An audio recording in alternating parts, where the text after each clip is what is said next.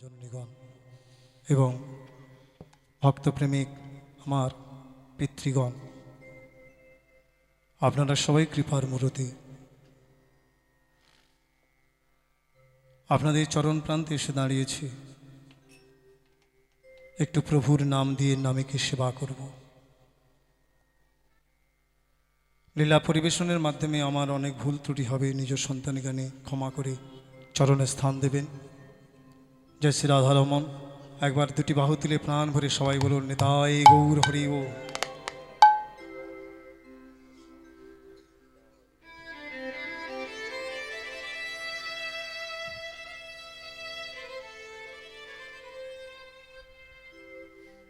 আজকের আমরা বিষয় আস্বাদন করব,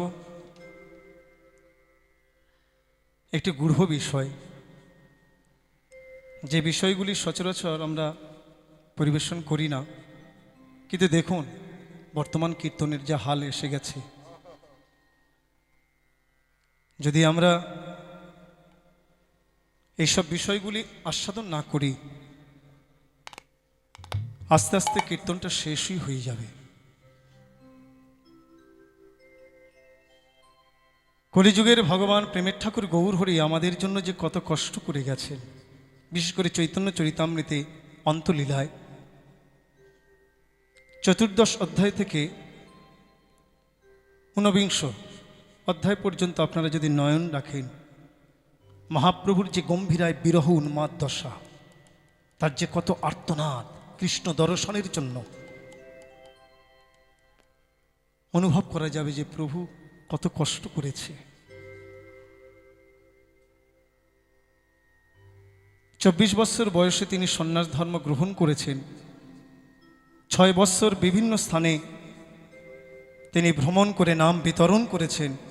বাকি 18টি বৎসর নীলাচল ছেড়ে আর কোথাও যায়নি। তাই আজকের আমরা একটু বিষয় আস্বাদন করি বাবা। গম্ভীরায় মহাপ্রভু। জয় শ্রী রাধে, নিতাই গৌর হরি বল হরি বল। শ্রীকৃষ্ণ চৈতন্য মহাপ্রভু গম্ভীরায় রায় কিশোরীর ভাবে বিভাবিতা হয়ে বৃন্দাবন বিলাসিনী, তিনি তো কেঁদেছিলেন, 100 বৎসর গোবিন্দ হারা হয়ে কেঁদেছিলেন। কৃষ্ণ বলে একমাত্র কেঁদেছিলেন কে? করুণাময়ী রাধারানী। তার মতো আর কেউ কাঁদতে পারেনি। হ্যাঁ, তা গোবিন্দ তিনি জগদীশ্বর হতে পারে, কিন্তু রাধারানীর যে প্রেম, তার অনুসন্ধান তিনি করতে পারেনি। তাই তো এই কলিযুগে এলেন চরমভাবে ভোগ করবার জন্য, কাঁদবার জন্য। মধুময় প্রেমভূমি শ্রীধাম নবদ্বীপ ত্যাগ করে ভোগভূমি নীলাচল ধামে আগমন করলেন রাজগুরু কাশ্মীরের ছোট্ট কুট্টি, যার নাম নির্ভীত গম্ভীরা।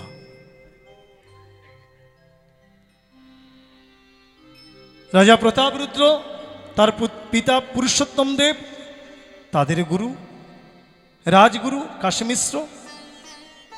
শ্রীমান মহাপ্রভু হলেন নিষ্কিঞ্চন সন্ন্যাসী। সন্ন্যাসী তো যেথায় সেথায় গমন করতে পারে না, বিশেষ করে বিষয়ীর অন্ন গ্রহণ করতে পারে না, বিষয়ীর সংস্পর্শে থাকতে পারে না। তার জন্য স্থান নিরূপণ করা হলো যে কাশীমিশ্রের এই কুঠিরে প্রভুর রাখা হোক। শ্রীমান মহাপ্রভু সেই কাশীমিশ্রের ঘরে বিশ্রাম করলেন, অবস্থান করলেন, যার নাম হলো গম্ভীরা। কেন? এখানে গোপন তথ্য, গোপন কাগজপত্র ওই ঘরটার মধ্যে রাখা ছিল। কিন্তু মহাপ্রভু যখন এলেন, মহাপ্রভু স্থান নিরূপণের জন্য ওই তথ্যগুলি এবং যা কিছু গোপন দ্রব্য ছিল সব সরিয়ে মহাপ্রভুকে রাখা হলো। সেই গম্ভীরায় শ্রীমান মহাপ্রভু আর্তনাদ করে কৃষ্ণ দর্শনের জন্য। রাধে রাধে। সেবা করছে কারা? ব্রজের দুটি সখী ললিতা বিশাখা। এই কলিযুগে ললিতার অবতার হলেন স্বরূপ দামোদর, আর বিশাখা সখীর অবতার হলেন রায় রামানন্দ। মহাপ্রভুর যখন যে ভাব উদ্দীপন হয়, সেই ভাবটাকে পরিপুষ্টি করবার জন্য তারা প্রাণ ভরে সেবা করে। কি দিয়ে সেবা করে? বৈষ্ণব পদাবলী দিয়ে।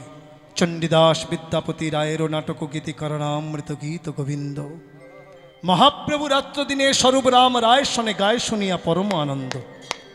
এইসব পদাবলী আস্বাদন করতেন। আজকের এই কল্যাণবাবুর গৃহে প্রভুর সেবা হচ্ছে, মহাযজ্ঞ হচ্ছে এবং এখানে ভোগ রাগও হয়েছে। বলুন তো বাবা, এই নামের আয়োজন কেন? তার সুখের জন্য, এটা কল্যাণবাবুর সুখের জন্য নয়, ইষ্টের সুখের জন্য এই নামের আয়োজন। কিন্তু সেখানে যদি তার সেবার দ্রব্য আমরা যদি পরিবেশন না করি, সংসারের কথা যদি বলে চলে যায়, তিনি কি সংসারের কথা শুনবেন? শুনবেন না।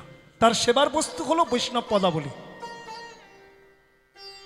শাস্ত্রীয় কথা, এগুলি দিয়ে তাকে সেবা করা হবে, আন কথা দিয়ে তাকে সেবা করা হবে না।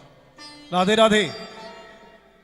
আজকের শ্রীকৃষ্ণ চৈতন্য মহাপ্রভু আমার রায় কিশোরীর ভাবে বিভাবিতা রাধারানীর যে ভাব, সেই ভাবে ভাবিতা আমার গৌরাঙ্গ মহাপ্রভু। মাগো মনটাকে নিবেশ করবে না, একটু বিষয়টা কঠিন। কেন? রাধারানীর যে ভাব, সেই ভাব শ্রীমন মহাপ্রভু। আপনারা দেখেছেন, টিভিতে অনেক সময় দেখেছেন লীলাচলে মহাপ্রভু, এইসব বিষয়গুলো, এইসব সিরিয়ালগুলো যদি দেখেন, এইসব বইগুলি দেখেন, তাহলে মহাপ্রভুর সম্বন্ধে আপনাদের একটু জ্ঞান হবে। কিন্তু এসব সিরিয়াল তো এখন দেয় না, এসব বই এখন দেয় না, এখন আধুনিকতা এসে গেছে। হ্যাঁ, হরিবল হরিবল, আমরা শিক্ষিত হয়েছি, ওসব কেন দেখব? শ্রীরাধে। শ্রীমন মহাপ্রভু রায় কিশোরীর ভাবে বিভাবিতা আজকের কৃষ্ণ কৃষ্ণ বলে কাঁদছে। জগন্নাথকে মনের কথা নিবেদন করে বলছে, স্বামী হে জগন্নাথ, আমার প্রতি কি তোমার দয়া হবে না? আমার দেহটা অপরাধীর প্রভু, আমি অপরাধিনী, কিন্তু তুমি তো জগন্নাথ, তোমার চরণে আমি নিবেদন করি, তুমি আমার প্রতি যেন দয়া ছেড়ো না। হরিবল হরিবল। বিদ্যাপতির পদাবলী প্রাণ ভরে আস্বাদন করছেন। মাধব বহুত মিনতি করুতই, মাধব বহুত মিনতি করুত, দেহি তুলসী তিল এ দেহ সমর্পিনু, দয়া না ছাড়ো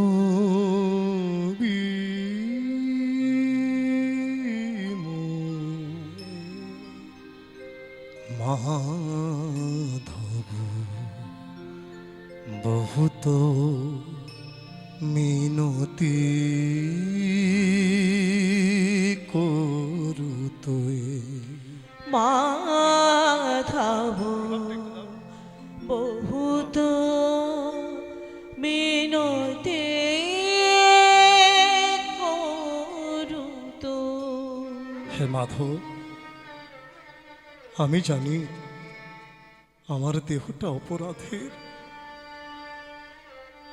তথাপি তোমার চরণে আমি নিবেদন করি প্রভু, আমার প্রতি যেন দয়া ছেড়ো না।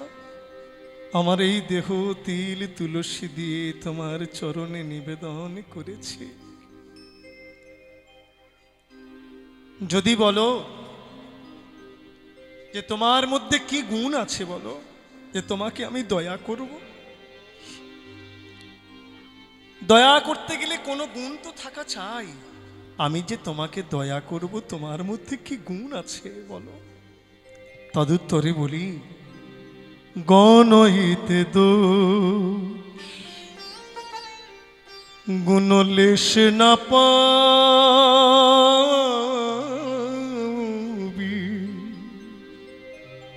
গণহিতে দোষ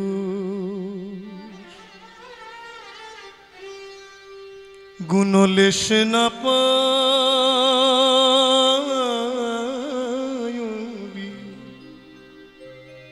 জব তুহু করো বিচার। হে প্রাণনাথ, প্রাণ বল্লভ, যদি তুমি দোষ গুণের বিচার করো, আমি বলি আমার মধ্যে কোনো গুণ নেই, গুণের লেশ মাত্র নেই, তথাপি তুমি আমার প্রতি দয়া করবে, কৃপা করবে। কেন জানো? তু জগন্নাথ জগতে কাহাওসি জগু বাহির নাহ মুই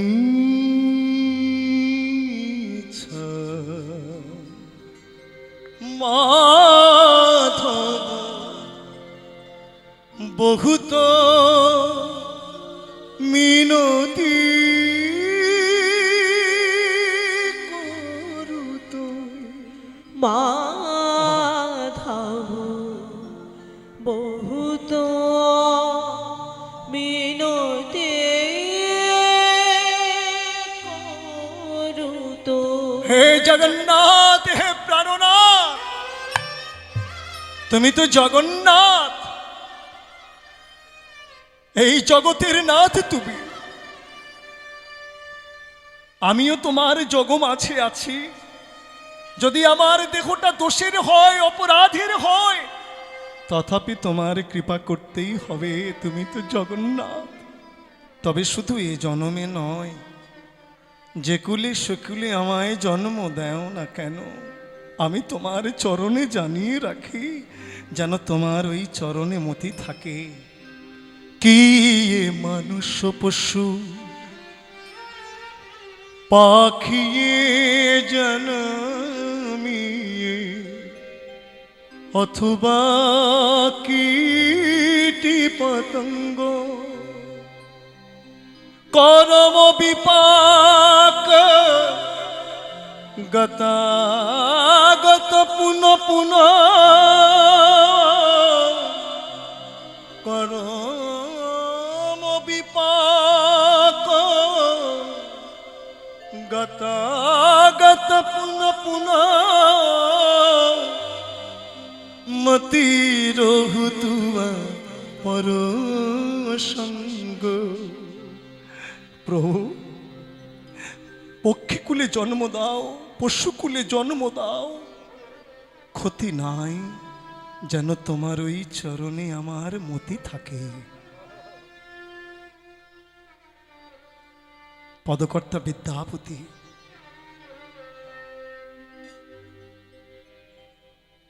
আকুল ভাবে বলে উঠলে, বিদ্যাপতি কহ অতিশয় কাতর, তরইতে হো ভব সিন্ধু, তোয়া পদ পল্লব করি অবলম্বন, তিল এক দেহ দীন বন্ধু। হে মাধব বহুত মিনতি করুত। শ্রীকৃষ্ণ চৈতন্য মহাপ্রভু স্বরূপ রাম রায়ের কণ্ঠ জড়াই ধরে বলছে, সখী আমার প্রাণনাথ, এত কঠিন কেন আমায় দেখা দেয় না? যে রূপ আমি দর্শন করেছি, ওই রূপ দর্শন করে আমার প্রতি অঙ্গ কাঁদছে। মনের কথা নয়নে জলে ভাসতে ভাসতে স্বরূপ রাম রায়ের কাছে প্রকাশ করছেন। রূপ লাগি আঁখি ঝুরে গুণে মনোভ,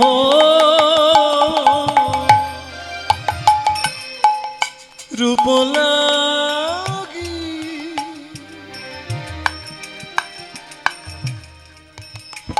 আখি ছুরে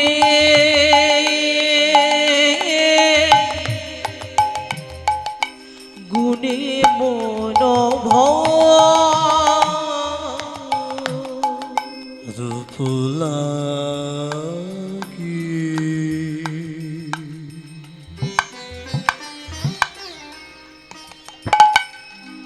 আঁখি ঝুরে গুণে মনোভ, নয়নে আমার কাঁদের সখী, নয়ন আমার কাঁদের সখী, নয়নে আমার কাদের সুখী, নয়ন আমার কাদের সখী, আমার বধুর দর্শনী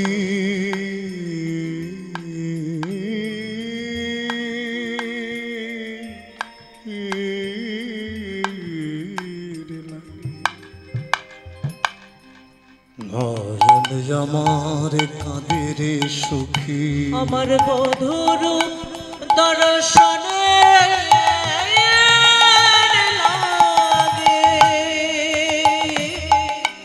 নয়ন আমার কাদের সখী।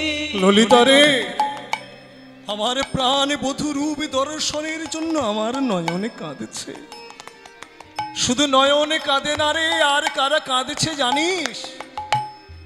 প্রতি অঙ্গ লাগি কাঁদে, প্রতি অঙ্গ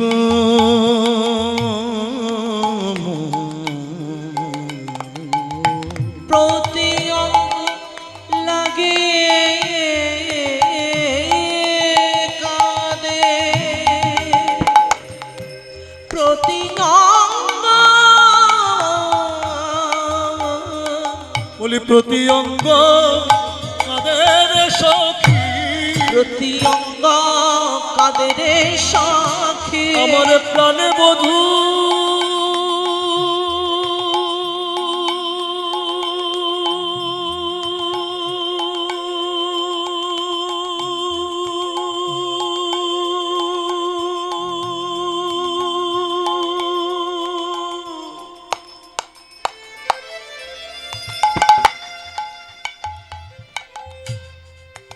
প্রাণে বধুর প্রতি অঙ্গ দর্শন করে নয়নে আমার কাদের সখী, প্রাণ বধুর প্রতি অঙ্গ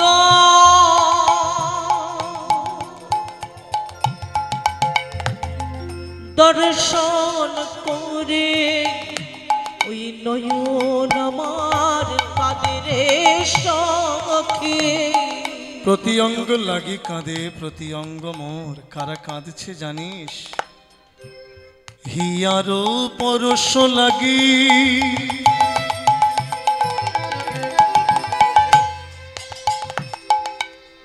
হিয়ারো পরশ লাগি সখী রে,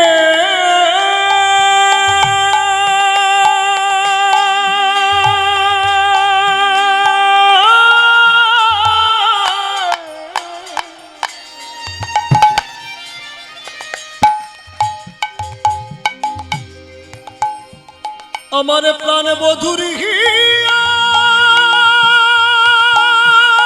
পরশ পাবার লাগি,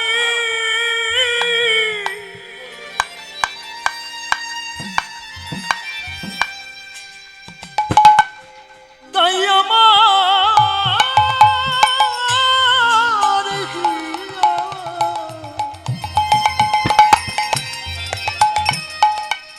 আমার হিয়া সদা কাঁদে, হিয়ারো পরশ লাগি হিয়া মোরে কাঁদে, হিয়ারো পরশ লাগি বলি হিয়ায় আমার কাঁদে রে, হিয়ায় আমার কাঁদে রে, সখী হিয়ায় আমার কাঁদে রে, হিয়ায় আমার কাঁদে রে, বধুর হিয়ায় আমার হিয়া কবে আকে হবে বলে, তাই হিয়ায় আমার কাঁদে রে, বধুর হিয়ায় আমার হিয়া কবে এক হবে, তাই হিয়ায় আমার কাঁদে রে। হিয়ারো পরশ লাগি হিয়া মোর কাঁদে।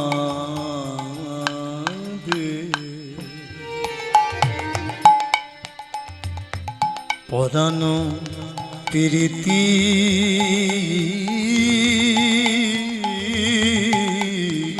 লাগি স্থির নাহি বাঁধে পরাণ প্রীতি লাগে স্থির নাহি বাঁধে। শ্রীমান মহাপ্রভু আমার নির্ভীত গম্ভীরায় আর্তনাদ করছে। মহাপ্রভুর অন্তরের কথা প্রকাশ করলেন কবিরাজ গোস্বামীপাদ। তিনি চৈতন্য চরিতামৃতে ত্রিপদীতে পয়ার রচনা করলেন। বলছে হিয়া আমার কাঁদছে, শুধু হিয়া কাঁদছে না, আমার গোবিন্দের প্রতি অঙ্গের রূপ দর্শন করে আমার প্রতি অঙ্গ কাঁদছে। কেন? অঙ্গে অঙ্গ মিশায়ে সেবার লালসা জেগেছে। হ্যাঁ, যেমন আমার নাসা কাঁদেছে। কেন? কবিরাজ গোস্বামীপাদ এখানে কলম দিলেন, কৃষ্ণয়ঙ্গ সৌরভেবর মৃগ মদ মদ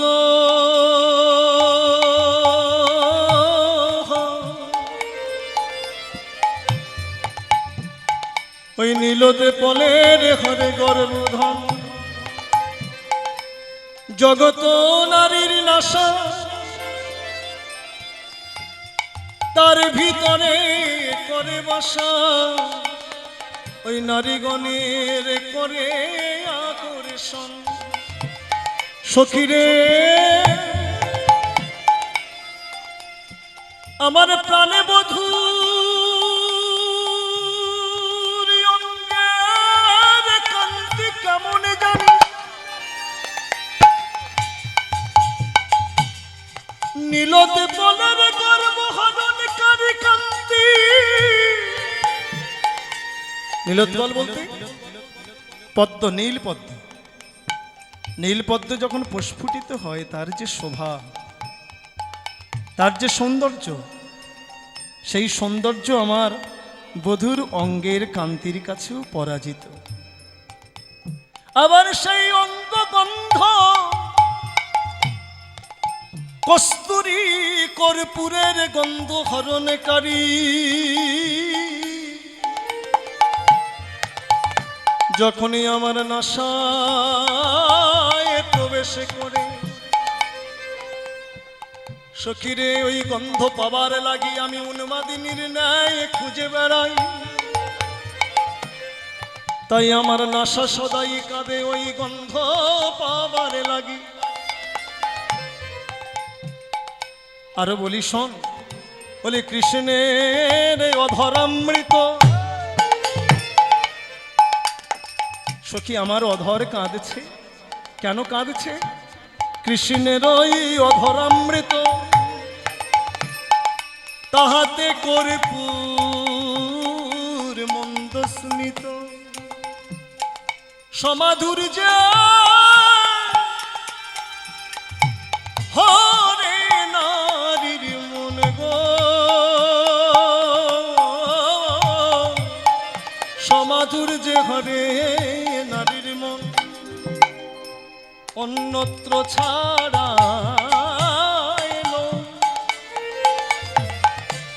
না পাইলে মনখ ওই ব্রজ গোপীর গণের মূল ধনে গো, ব্রজ গোপী গণের মূল ধন।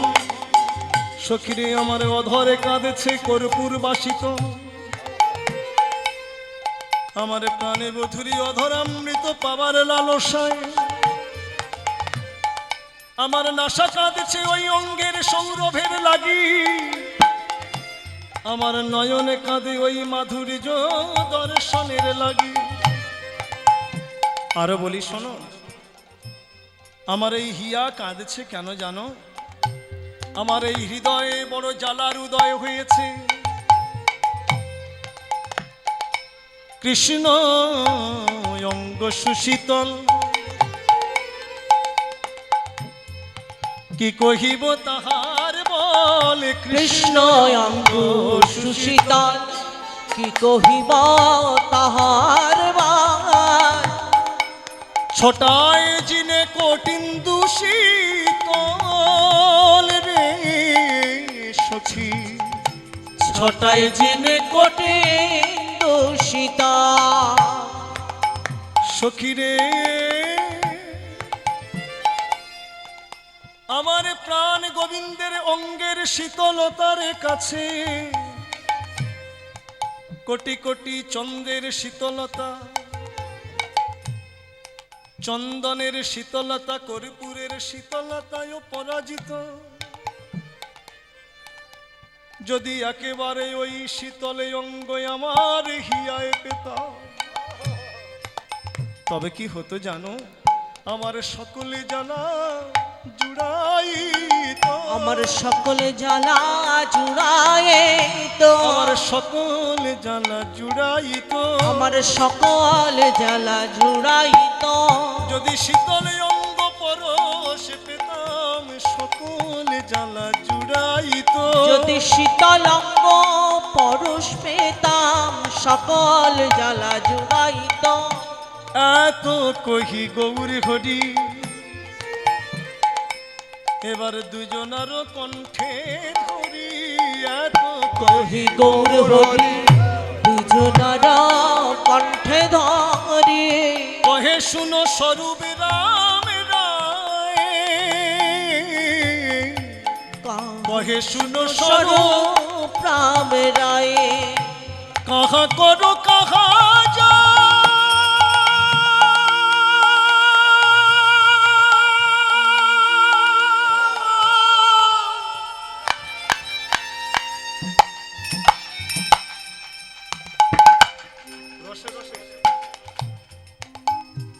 কাহা গেলে কৃষ্ণ দোহে মোরে করো সেই উপায় গো, দোহে মোরে করো সেই উপায়। তোমরা আমার উপায় করে দাও না, তোমরা আমার উপায় করে দাও না। ওহে স্বরূপ রাম রায় তোমরা আমার উপায় করে দাও না। ওহে স্বরূপ রাম রায় আমার উপায় করে দাও না। আমি কোথা গেলে কৃষ্ণ পাব, তোমরা আমার উপায় করে দাও না। আমি কথা গেলে কৃষ্ণ বলি পাবো। ওহে স্বরূপ রাম রায় আমার উপায় করে দাও না। ওহে স্বরূপ রাম রায় আমার উপায় করে দাও না। ওহে স্বরূপ রাম রায় আমার উপায় করে দাও না। ওহে স্বরূপ রাম রায় আমার উপায় করে দাও না। ওহে স্বরূপ রাম রায় আমার উপায় করে দাও না। ওহে স্বরূপ রাম রায় আমার উপায় তোমরা আমার উপায় করে দাও না। হরি বল। শ্রীকৃষ্ণ চৈতন্য মহাপ্রভু আর্তনাদ করছে কৃষ্ণ দর্শনের জন্য। স্বরূপ দামোদর দেখলেন শ্রীমান মহাপ্রভুর এখন পূর্ণ নায়িকার ভাব, রায় কিশোরীর ভাব, ভাবে বিভোর।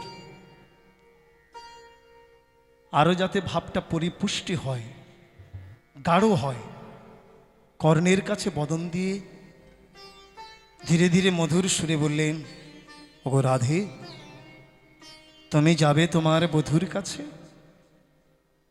যাবে তুমি? সাথে সাথে শ্রীমান মহাপ্রভু মাথা নাড়িয়ে বললেন, হ্যাঁ যাব, আমাকে নিয়ে চলো। হরি বল হরি বল। উঠে দাঁড়িয়েছে। রায় রামানন্দ শ্রীমান মহাপ্রভুর কাছে এগিয়ে গেলেন, বললেন, কি গো রাধে, তুমি যে এখনো বধূ দর্শনে চলেছ, তোমার শাশুড়ি ননদী এখনো তো জেগে আছে। এই সময়ে তুমি যদি ঘরের বাহির হও, তাহলে শাশুড়ি ননদী তোমায় ঘরে ঢুকতে দেবে না। গুরুজন ঘরে তোমার বসতি। সাথে সাথে শ্রীমন মহাপ্রভু আবার গম্ভীরায় গিয়ে বসলেন। হরি বল। ভক্তগণ অবস্থান করছেন, ভাবে বিভোরা শ্রীমন মহাপ্রভু। ধীরে ধীরে তিনি কর্ণপাত করলেন, কান পেতে আছে। হ্যাঁ, প্রাণনাথ যেন বংশীধ্বনি করছে, বংশীধ্বনি করে তাকে ডাকছে। কানে পাতি আমার গৌর হরি, বলে সখী ওই শোন নিকুঞ্জ কাননে বাজিছে স্বামীর বাঁশি। বলে সখী ওই যে আমার প্রাণনাথে প্রাণবধূ বংশীধ্বনি করছে, আর যে আমি থাকতে পারছি না, এখন তোমরা আমাকে ঘরের বাহির করো। স্বরূপ দামোদর বললেন বেশ, তাহলে আর বিলম্ব কেন, চলো। হরিবোল হরিবোল। শ্রীমান মহাপ্রভু সাথে সাথে উঠে দাঁড়িয়েছে। প্রাণনাথে প্রাণবধূর দর্শনের জন্য ভক্ত সহচরী সনে অভিসার করলেন। তাদেরকে বৈষ্ণব কবি কলম দিলেন, গোরাচাঁদ রাধার ভাবেতে ভোরা, রাধার ভাবেতে ভোরা, আহারে রাধার ভাবেতে ভোরা, রাধার ভাবেতে ভোরা। গোরাচাঁদ রাধার ভাবেতে ভোরা, রাধার ভাবেতে ভোরা, আহারে রাধার ভাবেতে ভোরা, রাধার ভাবেতে ভোরা। অভিসার ভাবে যায় তোরা করি,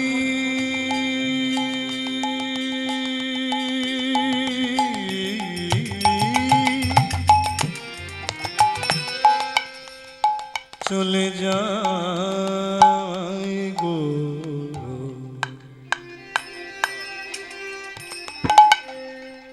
চলে যাই যাই প্রাণ কবুর কিশোরী।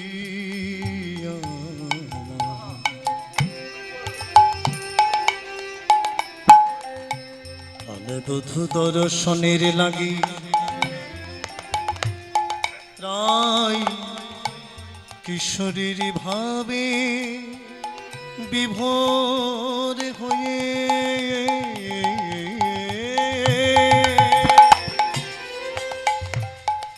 অভিসার ভাবে যায় তোরা করি, যেন পাগলিনী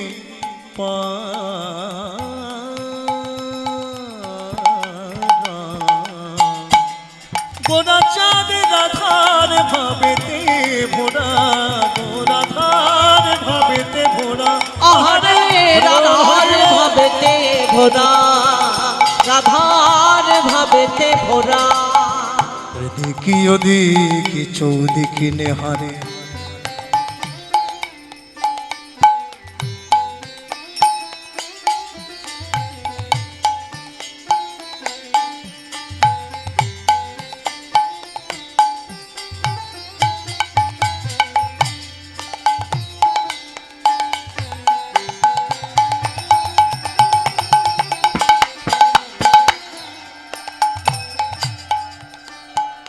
থমকি থমকি চলে, দেখি ওদিকে চৌদিকে নেহারে, থমকি থমকি চলে, এদিকে ওদিক চৌদিক নেহারে, থমকি থমকি চলে। কাহা সামে বধূ কাহা কুঞ্জব,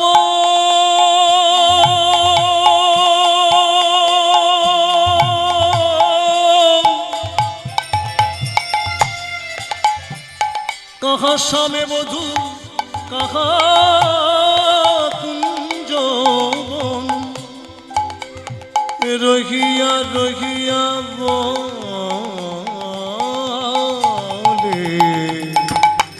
গোরাচাঁদ রাধার ভাবেতে ভোরা গো, রাধার ভাবেতে ভোরা, আহারে রাধার ভাবেতে ভোরা, রাধার ভাবেতে ভোরা। সব ভক্তগণ ধাওল পশ্চাতে, উচরি সমের নাম, সব ভক্তগণ ধাওল পুছরি সবের নাম, সে নাম শুনিয়া মুচুকি হাসিয়া যায় গোরা প্রেম ধাম গো যায় গোরা বসন অঞ্চল ঘুমুটের মতো করিয়া দেওয়াল মাথে সে ভাব দেখিয়া এ রাধা মোহন সে ভাব দেখিয়া এ রাধা মোহন চল গোরা সাথে সাথে রাধার ভাবতে ভোরা এবার রাধার ভাবেতে ভোরা বলি চলে যায় আমার গৌর কিশোরী চলে যায় আমার গৌর কিশোর নীলাচলের পথে আলো করি চলে যায় আমার গৌর কিশোরী চলের পাতানো বলে প্রাণ বধূ দর্শনের লাগি হরে চলে যায় আমার গৌর বধূ দর্শনের লাগি চলে যায় আমার গৌর বধূ দর্শনের লাগি চলে যায় আমার গৌর বলি চলে যায় আমার গৌর কিশোরী হরি বল। শ্রীমান মহাপ্রভু ভাবে বিভোর হয়ে চলেছে পথে যেতে যেতে প্রতাপ রুদ্রের পুষ্পোদ্যান দর্শন করলেন পুষ্পোদ্যান দর্শন করে ভাবে বিভোর হয়ে বললেন হে সহচরীগণ দেখো এই তো বৃন্দাবন বৃন্দাবন বৃন্দাবন বলতে বলতে শ্রীমান মহাপ্রভু ওই পুষ্পোদ্যানের মধ্যে প্রবেশ করলেন প্রবেশ করিলা প্রভু লয়া ভক্তগণ প্রবেশ করিলা প্রভু লয়া ভক্তগণ প্রবেশ করিলা প্রভু লয়া ভক্তগণ প্রবেশ করিলা প্রভু লইয়া ভক্তগণ প্রফুল্লিত বৃক্ষ বললি যেন বৃন্দাবন প্রফুল্লিত বৃক্ষ বলি যেন বৃন্দাবন সুখ সারি বৃক্ষ ভিঙ্গ করে আলাপন সুখ শরীফিক ভিঙ্গ করে আলাপন গন্ধ সহ বরিছে মলয়ে পবন পুষ্পগন্ধ সহ ময়ে মলয়ে মলয়ে পাবন কৃষ্ণ অঙ্গ গন্ধে সেই উদ্যান ভরিল কৃষ্ণ অঙ্গ গন্ধে সেই উত্তর ভরিল কৃষ্ণ অঙ্গ গন্ধ সেই উদ্যান ভরিল কৃষ্ণ অঙ্গ গন্ধে সেই উত্তর ভরিল আর গন্ধ আস্বাদিয়া প্রভু পাগল হইল গন্ধ আস্বাদিয়া প্রভু পাগল হইল গন্ধ আস্বাদিয়া প্রভু পাগল হইল গন্ধ আস্বাদিয়া প্রভু পাগল হইল ভাবে বিভোর হলো বিভোর হলো ভাবে বিভোর হলো বিভোর হলো কৃষ্ণ অঙ্গ গন্ধে পেয়ে বিভোর হলো কৃষ্ণ অঙ্গ গন্ধ পেয়ে আমার বিভোর প্রাণে গৌর কিশোর বিভোর হলো গো আমার প্রাণে গৌর কিশোর বিভোর হলো গো আমার প্রাণে গৌর কিশোর বিভোর হলো গো আমার প্রাণে গৌর কিশোর বিভোর হলো গো বিভোর হলো গো হরি বল হরি বল জয় শ্রী রাধে শ্রীমান মহাপ্রভু পুষ্পোদ্যানে বৃন্দাবন অনুভবে প্রবেশ করলেন প্রবেশ করে নাসাতে কৃষ্ণ অঙ্গ গন্ধ তিনি পেলেন যদি বলেন শ্রীমান মহাপ্রভু ওখানে নাসাতে কৃষ্ণ অঙ্গ গন্ধ কিভাবে পেলেন দেখুন মা বনে যখন হরিণীর মৃগ নাভি হয় যাকে কস্তুরী বলা হয় সেই কস্তুরীর গন্ধে কিন্তু বন মেতে যায় এত তার গন্ধ এত সৌরভ সারা বন মেতে ওঠে কিন্তু ওই হরিণী তখন উন্মাদিনী হয়ে যায় বনের এ প্রান্ত থেকে ওই প্রান্ত থেকে আরেক প্রান্তে ছুটে যায় ওই সৌরভের জন্য কোথা হতে ভেসে আসছে কিন্তু সে জানে না তার এই নাভি থেকে এই সৌরভের সৃষ্টি তেমনি আমার প্রেমের ঠাকুর গৌর হরি যার অন্ত কৃষ্ণ বহির গৌরাঙ্গ অন্তর মাঝে যে কৃষ্ণ বর্তমান বৃন্দাবন বিলাসিনী করুণাময়ী রাধারানীর চরণ প্রান্তে জগদীশ্বর শ্রী গোবিন্দ যখন কেঁদেছিলেন কাঙাল হবার জন্য অগরাধে বৃন্দাবন বিলাসিনী আমি 3 যুগে ভগবান সেজেছি গো আর আমি ভগবান সাজতে চাই না হে করুণাময়ী কৃপা করে আমার এই ভগবত্বতাকে ঘুচাইয়ে একবার তুমি কাঙালের সাজে সাজিয়ে দিতে পারো রাধে করুণাময়ী রাধারানী তখন বুঝেছিলেন যে প্রাণনাথে প্রাণ বল্লভ কাঙাল বেশে ওই বাংলার মাটিতে অবতীর্ণ হবে হা কৃষ্ণ গোবিন্দ বলে ধুলায় আছাড় দিয়ে পড়বে যে অঙ্গে চন্দন দিতে গেলে আমাদের কর কাঁপে যদি কোমল অঙ্গে ব্যথা পায় যে কোমল অঙ্গটাকে আমাদের হৃদয়ে ধরতে হৃদয় কেঁপে ওঠে, সেই কমল অঙ্গে কঠিন আঘাত কে সইবে? তাই বলেছিল বধূ, আমার এই অন্তর মাঝে আসো, আমি রাখি সর্বাঙ্গ দিয়ে আবরণ করলেন। কেন? যত ব্যথা, যত কষ্ট, যত আঘাত আমি গ্রহণ করব। হরিবল হরিবল। তাই অন্তর মাঝে লুকায় রেখেছেন আজকের শ্রীমান মহাপ্রভু। তাই নাসাতে কৃষ্ণ অঙ্গ গন্ধ পেয়ে কৃষ্ণ অন্বেষণ করছেন। রাধে রাধে ভাবটি কেমন? রাসলীলায়, রাসলীলার মধ্যে একটা গূঢ় বিষয় আছে, অন্তর্ধান রাস। এই অন্তর্ধানের রাসের অনেকগুলি শ্লোক আছে, তার মধ্যে গোপী গীত প্রধান, যেখানে 19খানা শ্লোক। হ্যাঁ, এই অন্তর্ধান রাস না হলে রাস সম্পূর্ণ হয় না। রাস গাইতে গেলে অন্তর্ধান গাইতে হবে, গোপী গীত গাইতে হবে। এখন এই কথাটা বলা আমার অপরাধ, কেন এখন রাসলীলা যে পর্যায়ে পৌঁছে গেছে, এখন মহাজনও ফেল হয়ে যাবে। হ্যাঁ, মহাজনও পৌঁছাতে পারবে না, কলম দিতে পারবে না, এত তারা পথ সৃষ্টি করে ফেলেছে। হ্যাঁ, মহাজনের ভাবনা চিন্তার বাইরে চলে গেছে। হরিবোল হরিবোল। সাধারণ জীব কেমন করে ভাববে বলুন? এখন থালার উপরে, গ্লাসের উপরে, আমি বলাটা মানে বৃথা, জয় শ্রী রাধে, কিন্তু একটু অনুভব করুন কত বিরহ। রাসমণ্ডলীতে প্রথমে তো ব্রজগোপীগণকে অনেক পরীক্ষা করেছেন। কেন? দেখুন মা, সন্তান যদি পরীক্ষায় পাশ করে ভগবানের আনন্দ হয়, তাই তো? হ্যাঁ, শ্রীকৃষ্ণ পিতামাতার আনন্দ হয়। আবার ভক্ত যদি পাশ করে ভগবানের যে পরীক্ষায়, সেই পরীক্ষা, সংসার জীবনে আমাদের প্রতি পদক্ষেপে পরীক্ষা আছে, সেই পরীক্ষায় যদি আমরা উত্তীর্ণ হতে পারি তখন কিন্তু ভগবানের আনন্দ হয়। যখন পরীক্ষা করলেন, পরীক্ষায় যখন তারা উত্তীর্ণ হলেন, তখন বললেন তোমরা সত্যই রাসের উপযুক্ত, রাসমণ্ডলী সাজাও। রাসমণ্ডলীতে যখন এক এক কৃষ্ণ, দুই দুই গোপী যখন হৃদয়ে ধরে বাহু ধরাধরি করে প্রেম নৃত্য করছে, ব্রজগোপীদের অন্তরে একটা গর্ভের উদয় হয়েছিল যে সত্যই আমাদের মতো ভাগ্যবতী রমণী আর পৃথিবীতে নাই। কেন? জগদীশ্বর শ্রী গোবিন্দকে আমরা হৃদয়ে পেয়েছি। যখন এই গর্ভটা এলো না, ভগবান এই গর্ভটাকে চূর্ণ করবার জন্য সাথে সাথে করুণাময়ী রাধারানীকে বামে নিয়ে রাসমণ্ডলী হতে অন্তর্ধান করলেন। এখানে বিরহ,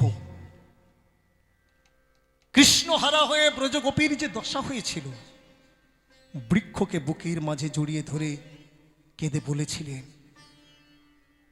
আমরা একটু আস্বাদন করি শ্রীমান মহাপ্রভুর সেই ভাব।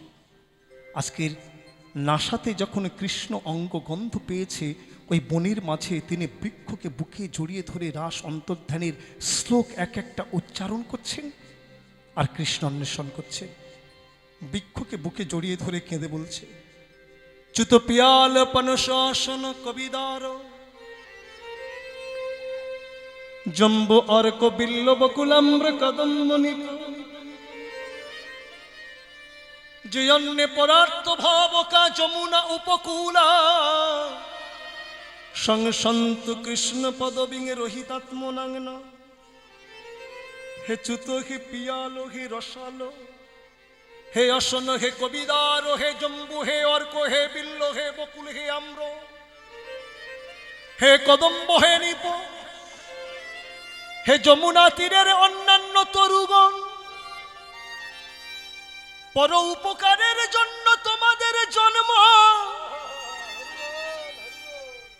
কৃষ্ণ হারা হয়ে আমরা প্রাণে মরতে বসেছি,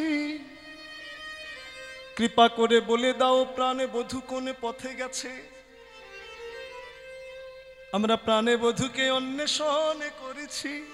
আহা, এটাই হলো ব্রজগোপীগণের বিরহ, ব্যাকুলতা, তাদের আক্ষেপ উক্তি। আজকের শ্রীমন মহাপ্রভু প্রতাপরুদ্রের পুষ্পোদ্যানে এক একটা শ্লোক উচ্চারণ করছেন আর অন্বেষণ করছেন। দর্শন করছেন কারা? স্বরূপ রাম রায়, জগদানন্দ, দামোদর পণ্ডিত, দত্ত, মুকুন্দ, গোবিন্দ, এইসব ভক্তগণ তারা দর্শন করছেন যে আজকের প্রভুর একই ভাব।